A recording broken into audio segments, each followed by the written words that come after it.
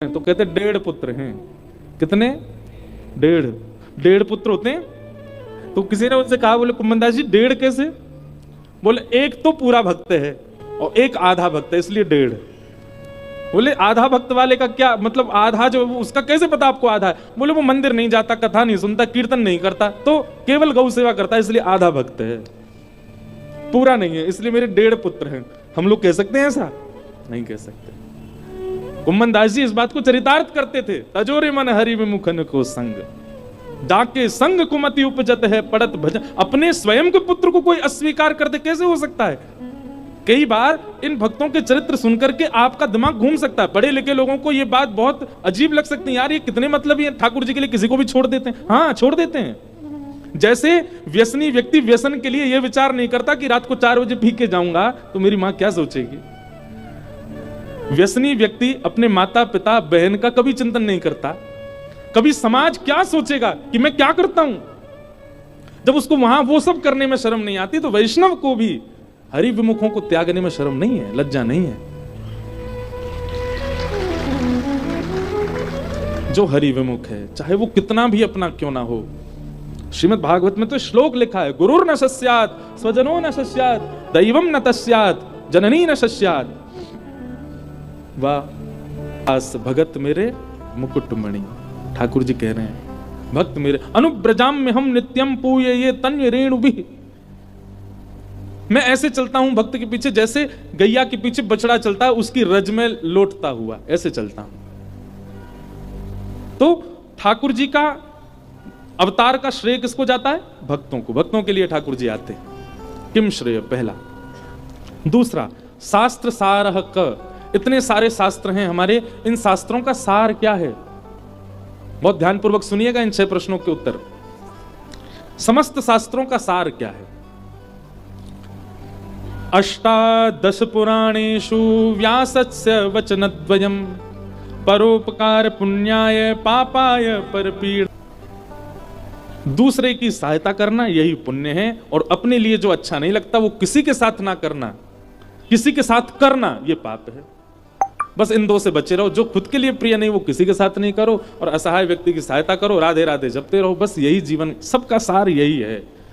हृदय सुधारो, स्वभाव सुधारो, अपनी मनस्थिति, अपनी विचारधाराओं को शुद्ध करो, यही शास्त्रों का सार है।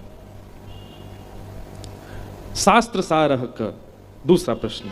तीसरा प्रश्न, भगवान का अवतार विलग विलग क्यों होता? केवल अकेले मानव रूप में ही ठाकुर जी क्यों नहीं आते? ठाकुर जी विशेष रूप से अनेक अनेक अवतार धारण करके हमें यह बात समझाते हैं कि मैं परब्रह्म होकर के भी किसी भी अवस्था में आने में झिझकता नहीं। तो मानव क्यों झिझकता है? नीचे बैठने में भी लोगों को कई बार बहुत संकोच होता है। हम नीचे कैसे बैठे, बिना आसन के कैसे बैठे? हमसे कोई पूछे तो हम बैठे, निमंत्रण दें तो हम जाएं। इतने मानिना हम बन जाते हैं। ठाकुर जी अपने अपने अवतारों के द्वारा अपने वर्सेटाइल कैरेक्टर को प्रस्तुत करते हैं कि मैं कुछ भी बनने में सक्षम हूं, किसी भी रूप में आने में सक्षम हूं, और सक्षम ही नहीं हूं, मेरी सहजता है। ये सहजता सीखो ठाकुर जी से, दीन बनने में, सरल बनने में। बंधुओं, हम एक बात कहते हैं, शायद मैंने पहले दिन कही थी यहां कथा में, कि हम ठाकुर जी से मांगते हैं कि आप हमें समृद्ध बनाओ, आप हमें धनवान बनाओ, आप हमें योग्य बनाओ। ये सब मत मांगो ठाकुर जी से। ठाकुर जी से केवल ये मांगो कि हमें सरल बना दो, हमें सहज बना दो, हमारे अंदर थोड़ी दया भर दो। ठाकुर जी हम बड़े निर्दयी हैं, हमारे अंदर थोड़ी दीनता लिया, हम बड़े चौड़े होके चलने लग गए आजकल, थोड़ी दीनता लिया ठाकुर जी। ठाकुर जी यदि मनोकामना पूरी करते ही हैं तो अपने स्वभाव को सुधारने की कामना क्यों नहीं करते हम श्री ठाकुर जी से? केवल वैभव, केवल संपत्ति, केवल संसार ही क्यों मांगना है? ठाकुर जी भी देते देते हार गए, अब नहीं देते किसी को, कितना भी मांगता रहे। ठाकुर जी कहते हैं कुछ नया लेके आओ तो देंगे। मांगो ना ठाकुर, हमारा स्वभाव सुधार दो, हमारा व्यवहार सुधार दो, हमारे विचार सुधार दो, हमें दीन बना दो, हमें सरल सहज बना दो। ठाकुर जी को वही प्रिय हैं। भोंदू की कथा सुनी है? भोंदू भक्त कैसा है? भोंदू सरल, सीधा, सहज, सच्चा। बहुत दिन से सुनाई नहीं, आज सुनाते हैं। भोंदू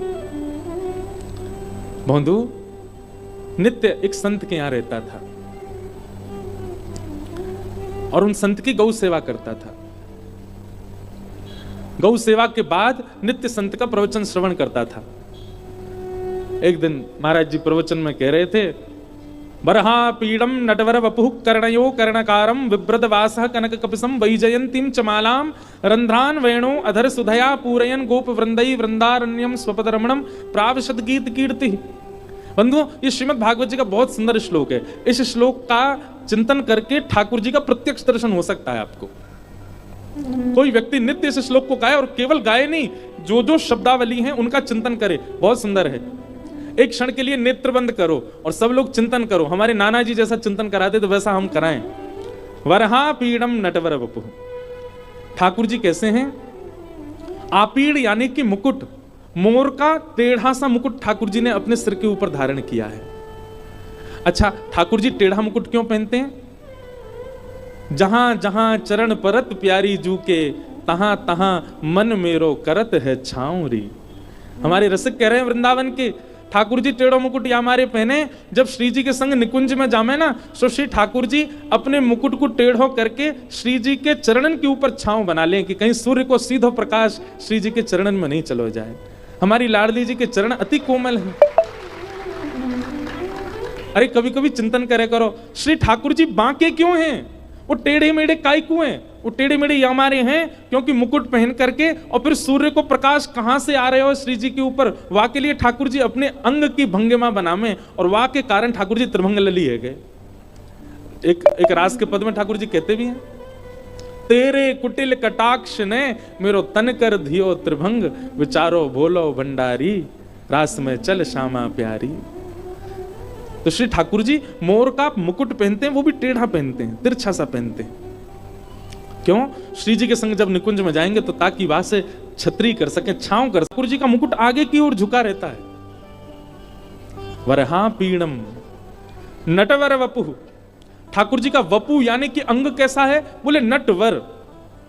नट किसको कहते हैं? नट कहते हैं जिसको देखते ही हमारी दृष्टि दूसरी बार भी देखती हो, उसको नट कहते, मतलब जिसके प्रति आकर्षण होता हो, जो आकर्षण करने वाला है उसको नट कहते हैं। पर ठाकुर जी कौन है? नटवर। आकर्षण करने वालों के भी अग्रगण्य हैं। अरे संसार के सुंदर को तो एक के बाद दोबारा देखने को मन है, लेकिन ठाकुर जी को देखवे के बाद कोई और को देखने को मन ही नहीं होएगा। इसीलिए नटवर, नटवर वपु।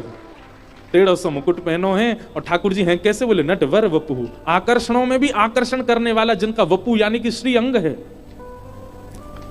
भौंदू बैठ करके सारे प्रवचन सुनना है, गुरु जी बता रहे हैं। और कर्णयोः कर्णकारम। ठाकुर जी के कान तो दो हैं, पर कुंडल एक ही पहनो है, और वो भी कुंडल काय को पहनो है? कन्नेर के पुष्प को पहनो है।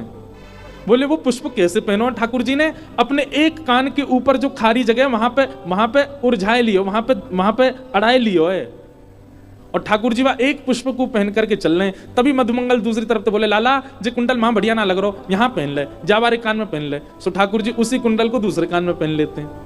श्री दाम आके, लाला नाना मधुमंगल ऐसी बोल लो, वहां बढ़िया ना लग रहा, यहीं पहन ले। सो ठाकुर जी वहां से उतार के फिर यहीं, एक ही कुंडल को बार बार दोनों कानों में बदल बदल के पहनते जा रहे हैं। ठाकुर जी की लीला देखो, शांत ना बैठे, कछु ना कछु करते ही रहे। कर्णयोः कर्णकारम और विभ्रदवासः कनक कपिसम।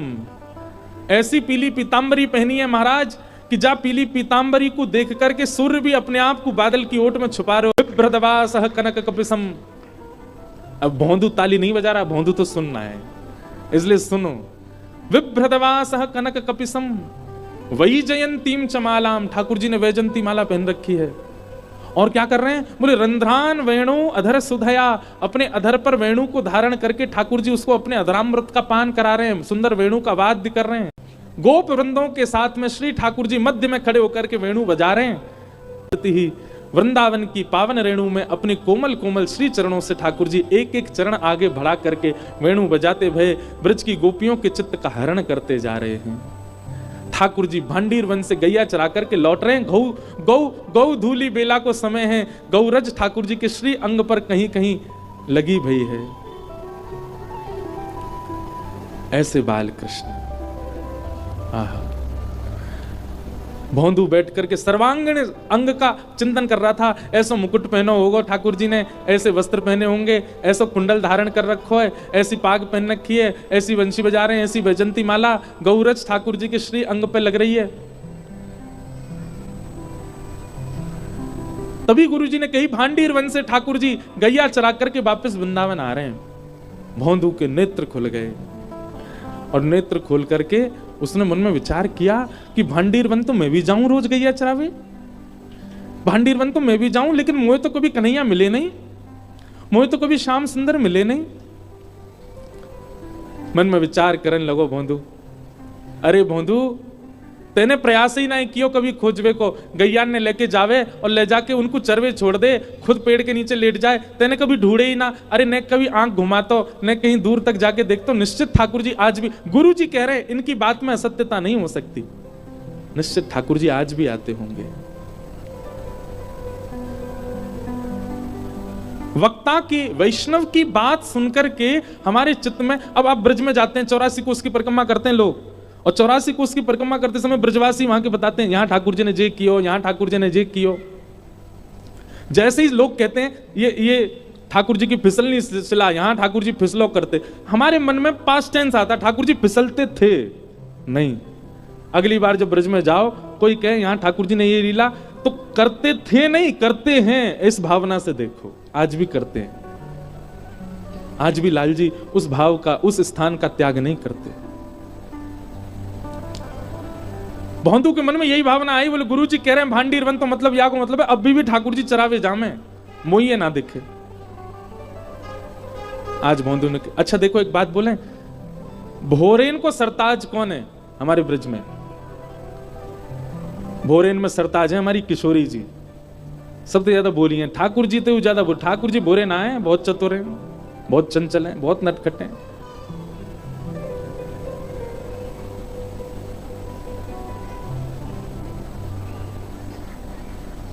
किशोरी जी बहुत बोली है। एक लीला आज सवेरे ही पढ़ रहे हो मैं, कि किशोरी जी एक दिन नौका विहार कर रही हैं, और नौका विहार करके जैसे ही लौटी, तो लौटते ही नौका से उतर के श्री यमुना जी के पास बैठ गए, क्योंकि यमुना जी को वर्ण श्याम वर्ण है, या हमारे जब कभी भी श्याम सुंदर कहीं और हो में, श्री किशोरी जी को स्वभाव है वो यमुना जी को ही देखती रहे, क्योंकि उनको वर्ण श्याम है। श्याम वर्ण को देख करके श्री जी को मन लगे, और देखते देखते किशोरी जी को अपनो ही प्रतिबिंब देखने लगो श्री यमुना जी में। और जैसे ही किशोरी जी ने अपनो प्रतिबिंब देखो, अपनो प्रतिबिंब देखते ही किशोरी जी वहां से कहने लगी, अरे ये तो बड़ी प्यारी है, अरे तू तो बड़ी भोरी सी लग रही है, अरे तेरे नैन कितने सुंदर, नासिका कितनी, कौन की छोरी है तू? किशोरी जी बात कर रही हैं, और सब सखी कह रही हैं हम तो यहाँ खड़ी हैं, किशोरी जी कौन ते बतिया रही हैं। और जैसी सब गई, सबने जाकर के देखो, तो विशाखा जी ने सबको रोको, बोले सुनो कोई आगे मत जाओ, लीला देखो, लीला देखो क्या कर रही हैं। श्री जी अपनी प्रतिबिंब से बात कर रही हैं और कह रही हैं तेरे नेत्र तो बड़े सुंदर हैं, अरे तू एक काम कर, तू हमारी मंडली में आ जा, हमारी सखीन में आ जा, तू इतनी सुंदर है, तू को तो हम अपने पास रखेंगे, हम भी नवीन नवीन श्रृंगार करेंगे। अरे अपना नाम तो बता, अरे शर्मा कायकू रही है, कायकू ना बता रही अपना नाम। तभी किशोरी जी पीछे से बुला में, ललता विशाखा आदि सबके नेत्रों में प्रेमाश्रु भरे हुए हैं। कितनी भोरी हमारी किशोरी जी। अरे ललते ने कहियो देखियो कि कौन की छोटी सी छोरी है, इतने सुंदर या के अलकावली, इतने सुंदर या के नेत्र, इतनी सुंदर नासिका, अरे या के ओष्ठ तो देख, जब बोले का देख बोल तो रही है लेकिन या की आवाज ना आ रही, मेरी जैसी बोल रही है लेकिन या की आवाज ना आ रही। या तने पूछता ये कौन की लाली है, और सुन ये इतनी सुंदर है, या को अपनी सखी समाज में रखेंगे ना, हम भी या को श्रृंगार करेंगे। ललता विशाखा आदि सखियां सब जाकर के श्री किशोरी जी के चरणों में दंडवत हो जाती हैं, बार बार बलियां लेती हैं, हे श्यामाजू हम कब होंगी ऐसी, आपको जैसो स्वभाव है, आपको जैसो व्यवहार है, आपकी जैसी विचारधारा है, यही के कारण आप श्री श्याम सुंदर की अति प्रिय हो, क्योंकि आप बहुत भोली हो। भोरी नहीं है, भोरी की भी पराकाष्ठा होती हो ना, वैसी है हमारी किशोरी जी, वैसी है हमारी लाडली जी।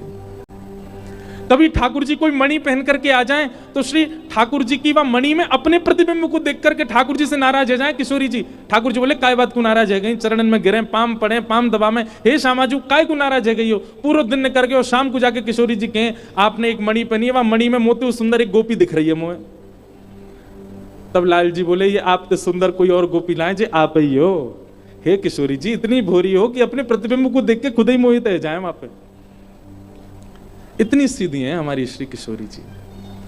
वृषभानु की किशोरी सुन गैया होते भोरी, प्रीत जान के हूँ थोड़ी तोहे राखेगी शरण, मन भूल मत जइयो राधा रानी के चरण, राधा रानी के चरण, महारानी के चरण, मन भूल मत जइयो श्यामा प्यारी के चरण।